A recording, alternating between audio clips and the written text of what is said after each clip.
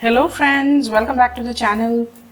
So schools are going to reopen shortly and you must be on the lookout for a lunchbox recipe. Then do try this one. This turned out really delicious and it's pretty quick to make. The ingredients list for the dish is given in the description box below.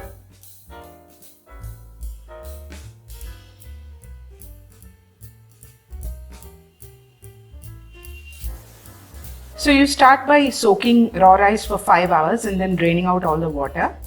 Into this we'll add boiled potatoes, green chilies and ginger and then grind it into a paste, adding sufficient water. So I've grinded the batter already.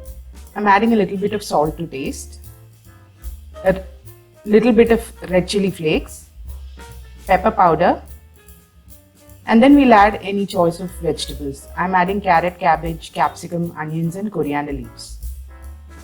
You can customize this according to your child's taste or your taste. Now we mix it all up and make it into a batter which is thick but of a pourable consistency. Now let's prepare the Uthappams. So I've got a tawa on fire. I've gently greased it and then I'm adding the batter on. Make it into a small circle. Now we'll add some oil on top and cook it from both sides. So let's flip and cook from the other side.